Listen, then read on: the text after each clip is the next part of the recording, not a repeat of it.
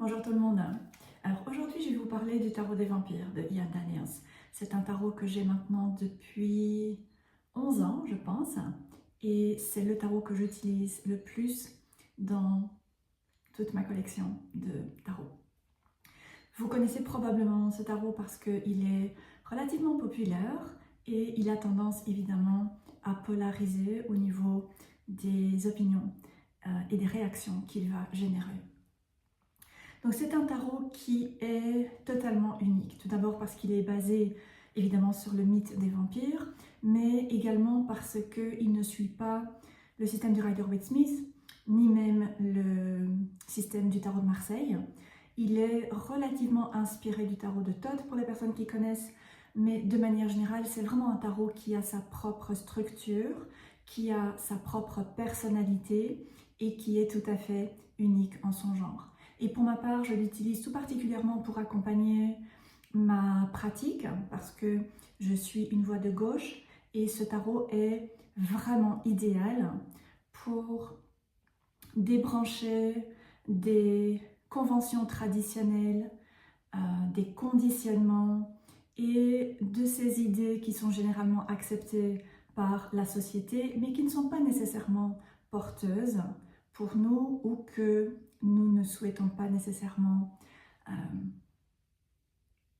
avoir dans notre propre système de croyance et dans notre propre cheminement personnel et spirituel. Donc, je vous montre le dos des cartes qui est vraiment magnifique et je vais vous montrer quelques cartes également. Donc, il s'agit d'un tarot qui est basé sur ce mythe des vampires et qui nous plonge donc dans cet univers de la nuit, qui est un univers que personnellement j'adore. Et les illustrations sont évidemment sombres, elles peuvent être dérangeantes, elles peuvent également être inconfortables et c'est tout à fait intentionnel. Donc dans ce tarot, vous allez retrouver des vampires bien évidemment, des loups-garous, des animaux guides, des êtres peut-être un peu plus monstrueux, comme sur cette carte que je viens de vous montrer. Il y a également des lycanthropes. Et ce tarot est donc vraiment parfait pour accompagner une exploration du monde de la nuit. C'est-à-dire pouvoir explorer les peurs et les aspects de manipulation, de séduction,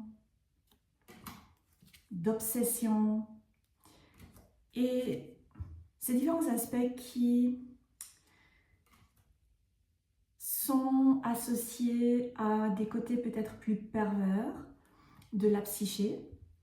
Maintenant, il nous permet également de pouvoir explorer nos passions, nos désirs, la sexualité, la mort, l'ésotérisme, les pratiques magiques et tout ce qui est généralement rejeté par la société, condamné comme étant pas bien, comme étant pas acceptable, comme étant pas correct, pas divin, pas spirituel, etc. Donc c'est un tarot qui ne conviendra pas à tout le monde et qui ne conviendra certainement pas à des personnes qui préfèrent envisager la vie et les cartes et la spiritualité plutôt avec des lunettes roses. Et il n'y a aucun jugement, chacun a ses propres croyances, mais c'est un tarot qui parlera davantage aux personnes qui souhaitent explorer la spiritualité, les arts divinatoires, les arts magiques, selon une perspective beaucoup plus large, et notamment les personnes qui s'intéressent aux côtés qui sont associés à, de nouveau, des aspects plus en ombre de la magie, comme l'ésotérisme, comme les aspects plus occultes, comme les ombres et le travail sur les ombres, et les challenges de la vie de manière générale.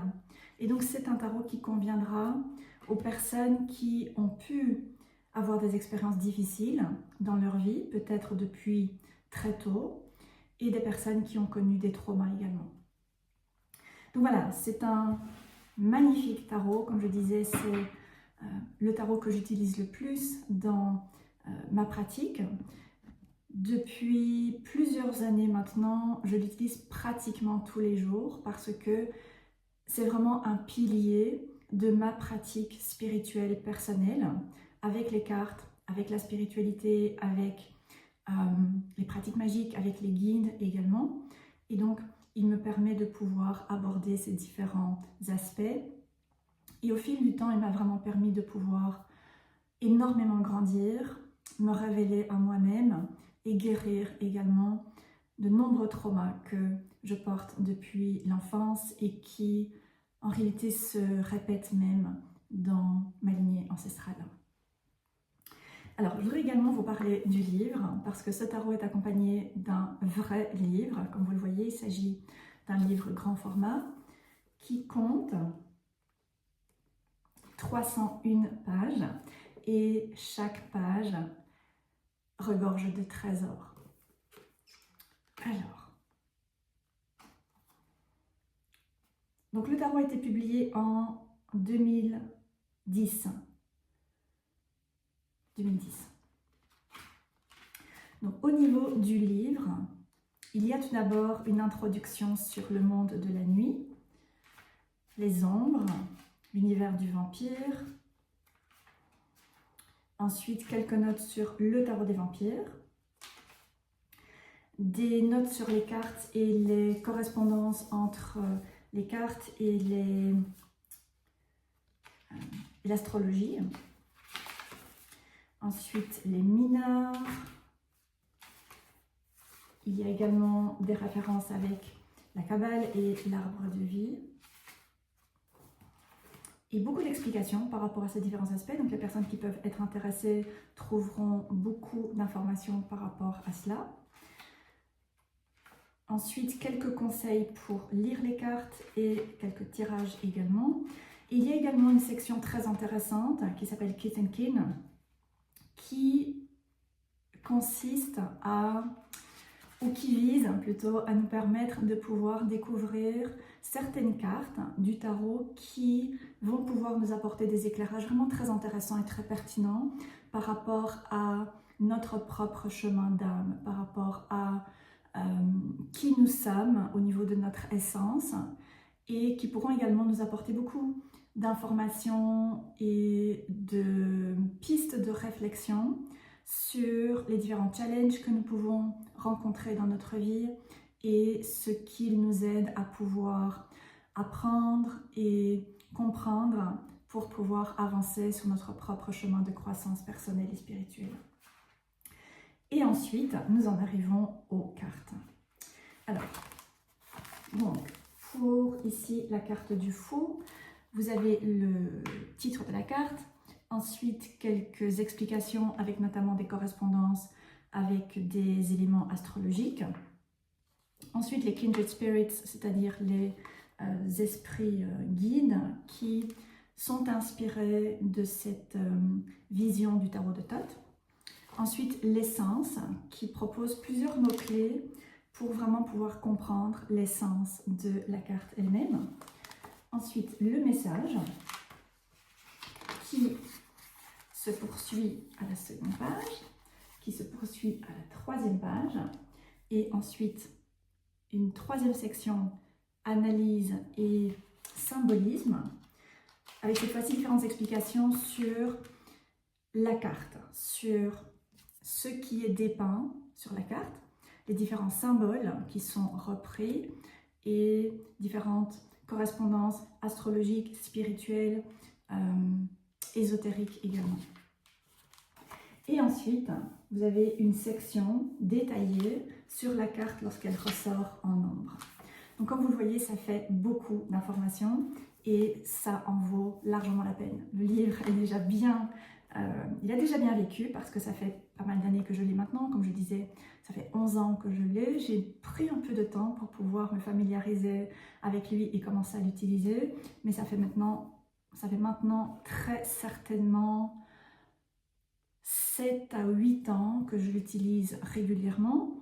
Et probablement 3 ans maintenant que je l'utilise plusieurs fois sur la semaine. Et lorsque je réalise des tirages du jour ou des tirages, pour moi, pas pour mes clients, eh bien généralement je vais lire les informations qui sont proposées dans le livre parce que c'est tellement enrichissant, c'est tellement puissant et à chaque fois ça me permet de pouvoir découvrir de nouveaux aspects de la carte, de l'archétype ou de l'énergie de la carte ou bien des cartes et de pouvoir continuer à grandir sur mon chemin. Voilà, le livre est extrêmement intéressant et pour les personnes qui s'intéressent vraiment sérieusement au tarot, je recommande vraiment d'investir dans ce tarot.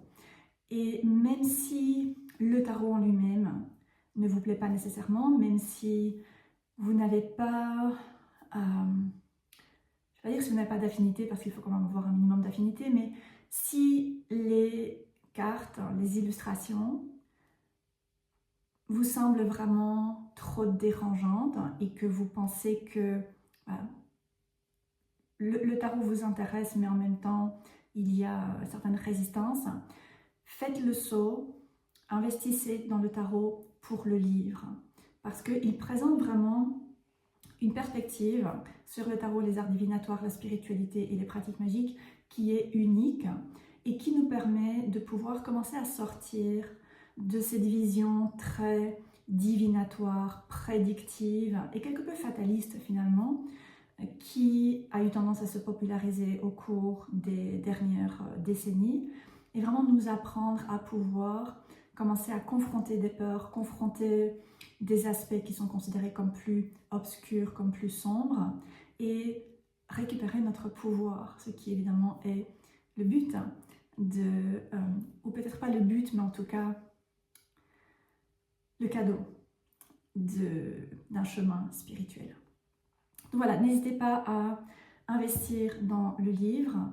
Il y a vraiment beaucoup d'explications sur les cartes, sur les archétypes, des correspondances avec l'astrologie, avec les guides, avec la Kabbale, le mysticisme juif et les pratiques magiques. Donc si tout ça vous parle, vous intéresse, eh bien vous en retirerez vraiment beaucoup de ce tarot et de ce livre. Donc voilà, c'est ce que j'avais envie de partager pour cette vidéo. Si vous avez ce tarot, n'hésitez pas à me le dire, laissez des commentaires en dessous de la vidéo. Si vous avez déjà vu ce tarot, bien si c'est la première fois que vous le découvrez et qu'il vous parle, qu'il vous interpelle, eh bien faites le pas et décidez d'investir, de vous faire le cadeau, d'investir dans ce tarot parce que il va vraiment vous permettre de transformer votre vie et vous transformer également. Voilà, je vous souhaite une très belle journée et je vous retrouverai à l'occasion d'une prochaine vidéo.